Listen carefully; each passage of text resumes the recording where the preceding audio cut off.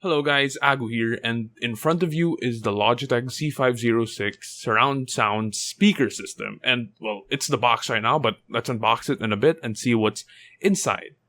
And no, this isn't a new release by Logitech. These speakers were actually released back in 2010, and as you can see on the box, it is still sporting the old Logitech logo.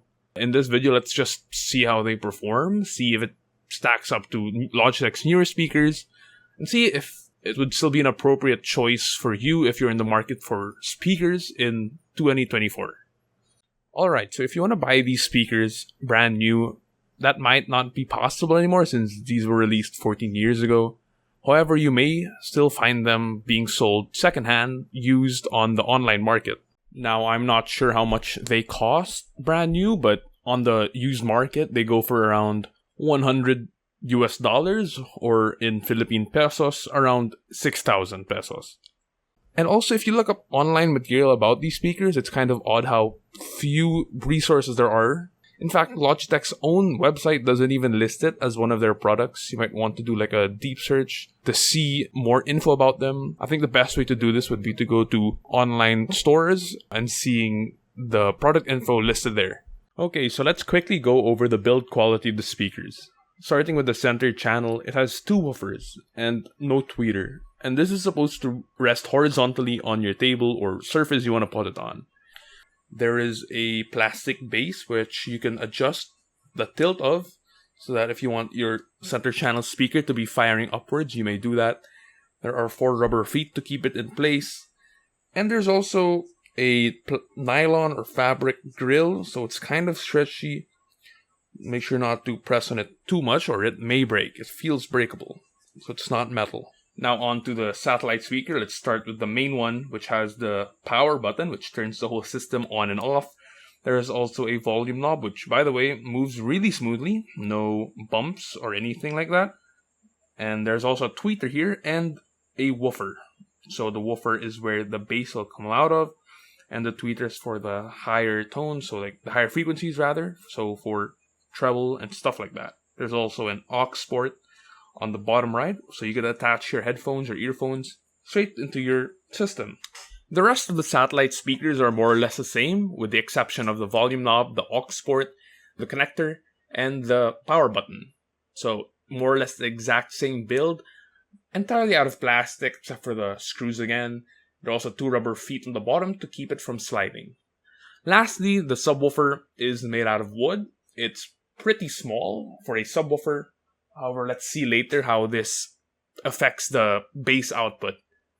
So on the back, there are many ports to accommodate all the satellite speakers and the main center channel speaker.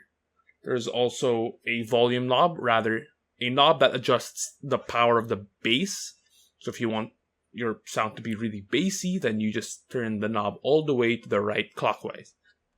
So that pretty much wraps up the review section of the video. Now onto the sound test, but before that, I just wanted to say that I tried running the Z506 speakers on 5.1 surround sound on my computer, but I couldn't just get it to work. And I don't think it's a problem with the speakers or the computer, because I did test it out on 2 different computers and both did not work, unfortunately. When testing the speakers too, I got the surround sound to work, but only up to the Realtek audio console. Anything outside of that, like YouTube videos, Netflix videos, even with the videos with 5.1 capabilities, I couldn't get the speakers to display that surround sound. So I'm thinking that maybe these speakers are really only built for home theater setups and not really desktops, since again the motherboard only has 1 audio out, which is like the green circle on the back of your motherboard, while the Logitech Z506 speaker system needs 3 inputs in order for the 5.1 surround system to work. And although Logitech's manual says to plug all those speaker input cables to the back of your motherboard, even if it's not audio out, so we'd need to plug it into the audio out, the mic in, and the line in, it just wouldn't work anymore. And I think it's because these speakers are almost 15 years old, and they just stopped support for that type of technology. So maybe you'd need something like a sound card for all 3 cables to merge into one, and that's what you connect to your motherboard. I'm not sure. But I'm confident that these speakers will work with a home theater setup with a TV that has 3 outputs that actually allow for 5.1 surround sound. Anyway, that's enough yapping for me. Let's get straight into the sound tests of the Logitech Z506 and the Logitech Z625 speaker systems.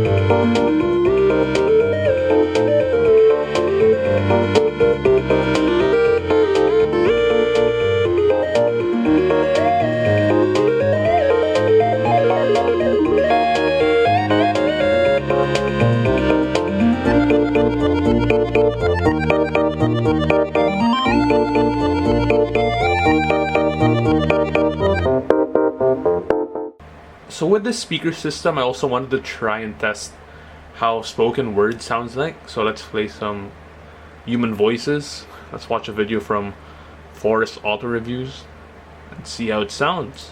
Behind me is a Nissan hardbody, and this is a throwback, but new. So the hardbody is actually a Nissan Frontier, but it's based off the late 80s hardbody, and it feels late 80s. You get decals here in the hood, you have halogen headlights, you get these 17-inch old school wheels, all-terrain tires, you even get a late 80s 4x4 decal. And because it's still meant to go off-road underneath, you get a skid plate. I also have a built-in sports bar that I can mount lights on top of. I have built-in bed liner, I have built-in power, and I have a built-in railing system. Inside, I get these cloth bucket seats that are heated and manually adjustable. I have storage space in here, more storage there, more storage there. I get a 4-wheel drive controller, my touchscreen with Apple CarPlay and Android Auto, a heated steering wheel, and a Fender sound system that really captures.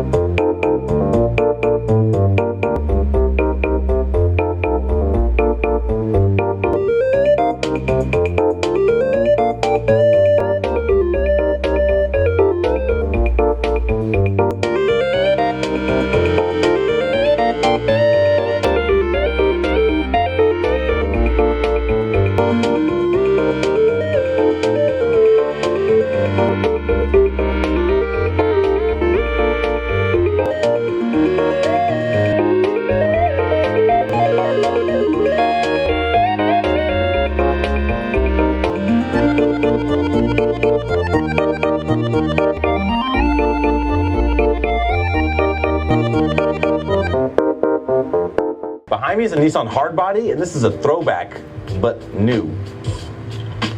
So the hardbody is actually a Nissan Frontier, but it's based off the late 80s hardbody, and it feels late 80s. You get decals here in the hood, you have halogen headlights, you get these 17-inch old school wheels, all-terrain tires, you even get a late 80s 4x4 decal. And because it's still meant to go off-road underneath, you get the skid plate. I also have a built-in sports bar that I can mount lights on top of. I have built-in bed liner, I have built-in power, and I have a built-in railing system. Inside I get these cloth bucket seats that are heated and manually adjustable. I have storage space in here, more storage there, more storage there. I get a 4-wheel drive controller, my touchscreen with Apple CarPlay and Android Auto, a heated steering wheel, and a Fender sound system that really